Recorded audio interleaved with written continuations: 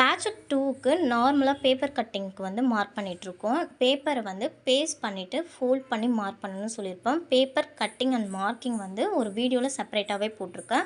உங்களுக்கு எதாவது டவுட் இருந்தால் நீங்கள் அகெயின் ரீகால் பண்ணுற மாதிரி இருந்தால் அந்த வீடியோஸ் எல்லாமே பார்த்துட்டு இந்த பேப்பர் கட்டிங்கை அப்படியே கண்டினியூ பண்ணுங்கள். நார்மலாக பேப்பரை பேஸ்ட் பண்ணிவிட்டு அதை ஃபோல்ட் பண்ணுங்கள். ஃபோல்ட் பண்ணி மார்பு சுற்றளவு எவ்வளோ இருக்கோ அதுக்கேற்ற மாதிரி நீங்கள் ஒரு லைனிங்கில் ஃபோல்ட் பண்ணுற மாதிரி இந்த பேப்பரை ஃபோல்ட் பண்ணிவிட்டு மார்க் பண்ண ஆரம்பிக்கலாம்.